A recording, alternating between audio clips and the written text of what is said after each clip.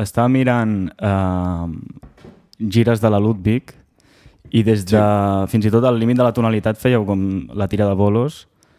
I et volia preguntar, o sigui, això com ho fèieu? Per exemple, estava mirant la gira del límit de la tonalitat i tocava com a l'Ocaña i després al cap de 3 mesos al Bus Terraza i després a la Sala Vol, que vale, té més sentit, però o sigui, tots aquests bolos que apuntàveu així, aquests llocs tan random... Que... Sí, va ser una mica perifèrica de la nostra història perquè no sabíem molt... O sigui, no hi havia molta consciència de fer una gira tal qual i una miqueta on podíem... I el Bus Terraza és un lloc bastant random.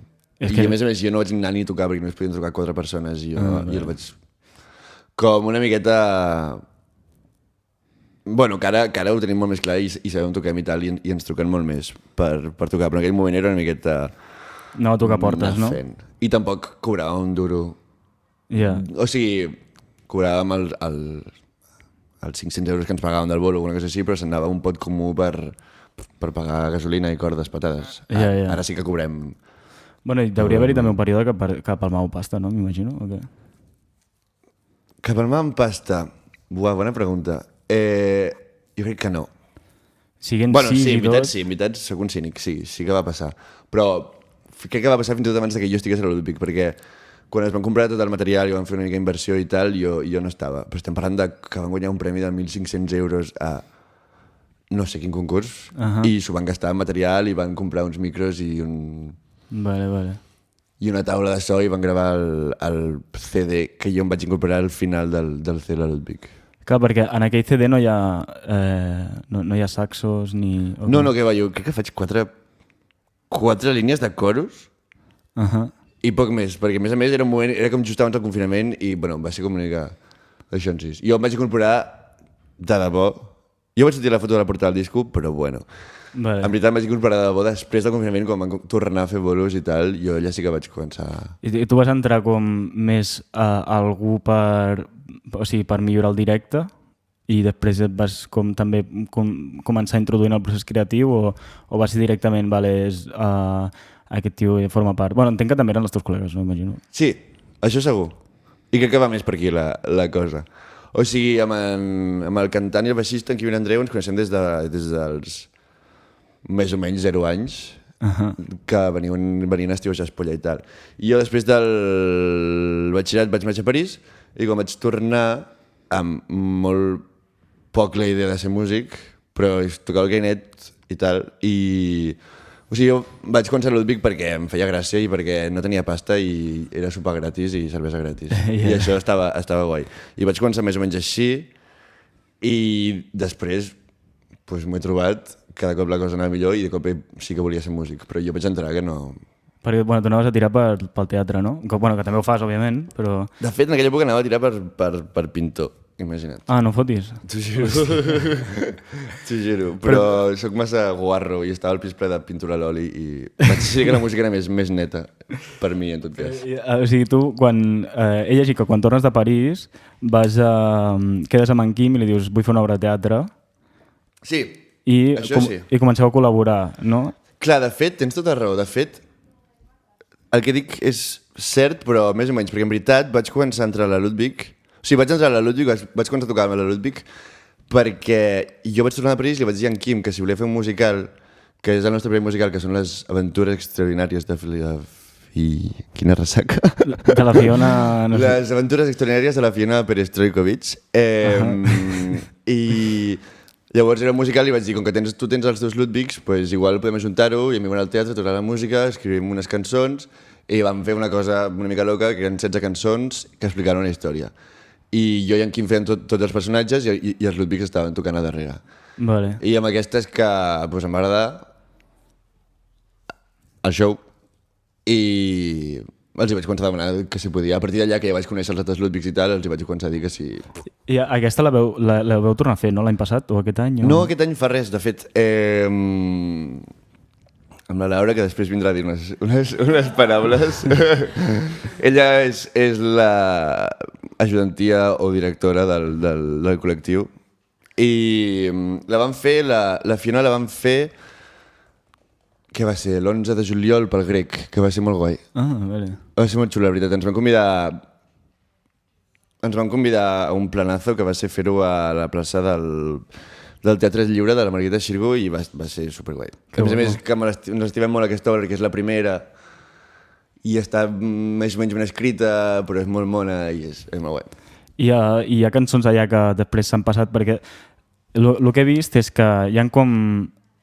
és com que està connectat el teatre i la música que feu, no? Com que hi ha cançons que feu pel musical i després entren a algun àlbum. Sí. I m'imagino que també t'ha passat el mateix amb l'EP, no? Entenc? Sí, de fet, sí. Lluqui Valverde. Sí. És a dir, de l'Olvi crec que són 3 cançons, si no m'equivoco, 2 del segon musical, que era Sant Pere, que són 30 monedes i te'n recordes, gràcies. I després la segona obra, la tercera, que és El perro cantautor, va entrar a la de Jerusalem, que és un blues així bastant guai. Vale. I després de l'última, que és l'Artemi, que em reps Temi, la cançó que porta el mateix títol i que en veritat... Perdó, m'estic explicant fatal, però jo vaig escriure una cançó que la volia fer... O sigui, era pel meu projecte de Lluqui i entrava a l'EP. I la vaig escriure fa 1000 anys i després la vaig gravar i tal, però a partir de la idea de la cançó i tal, de la temàtica, que no sé si vols que m'allargui sobre això, però de la temàtica de la cançó... Pues, bueno, que sobre un cambrer, no? Sobre treballar a un bar... Sí, sobre un cambrer que no té temps de ser feliç. Va, si va vindre primer la cançó, després d'allà vas dir, hòstia, això pot ser un musical... Exacte. De fet, el que va passar, és que tenia la cançó aquesta i jo ja veia que allà hi havia un filon, un bon guió, estava allà present. En els 5 minutets de la cançó hi havia un filon. I després, els de la Perla 29 ens van fer un encàrrec d'escriure una obra per al cap d'un any, que és una mica una locura, i vam fer una pluja d'idees, des que vam valorar les 3 o 4 opcions que teníem i al final es va imposar. Vale. I és l'única? Bom tu, per exemple, no és no. Però també hi ha una mica de... Parles també com del punt de vista d'un cambrer, no? O hi ha l'escena del bar també hi és. I Finalet de gira també, per exemple, no? I Finalet de gira també.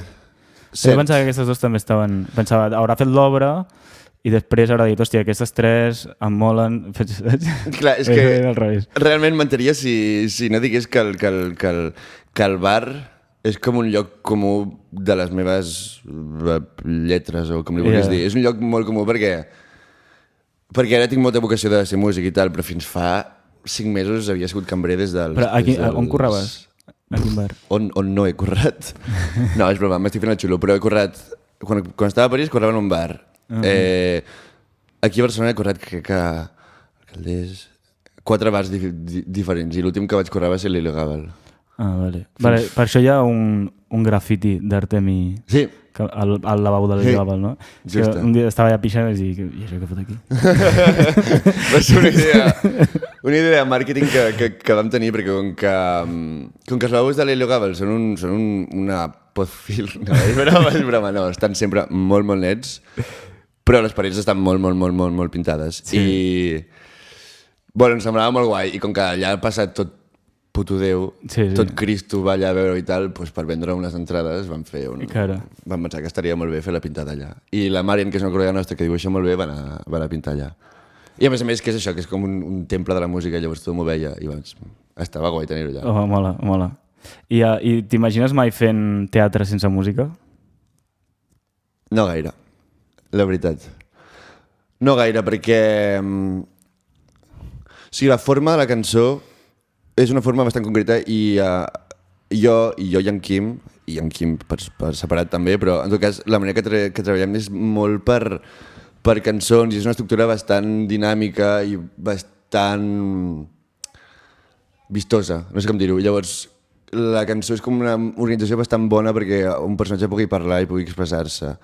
És una espècie de teoria que he anat desenvolupant, de pseudociència teatral, que he anat desenvolupant, però sí que és veritat que hi ha un tema en què el personatge pren la paraula a través d'una cançó i té com una estructura musical que l'acompanya i li dona un d'això. És una idea bastant operística, ni que hagués amatat l'òpera jo, però és una miqueta això. I llavors la veritat és que pensem molt, organitzem molt les obres per cançons i intervencions de cançons i fem una llista de cançons i diem, vale, tenim aquesta trama d'anar d'aquí a aquí, en quantes cançons organitzarem? Aquesta parlarà d'això, necessitem una cançó més animada perquè no sé què, una més trista, la mítica dels musicals que m'encanta a mi, del recurs aquest de musical de Broadway d'explicar el que estàs fent, no? Final d'acte, jo què sé, final d'acte 2, el personatge està allà a l'encrucijada vital i està al fons del pou i la cançó comença així amb un foc des de baix, diu, estic fatal, i mica en mica va pujant i de cop té un foc molt, però me'n sortiré. Llavors entra el tute de violins i de cop explota i s'acaba l'acte 2 i l'acte 3 es resol amb descens.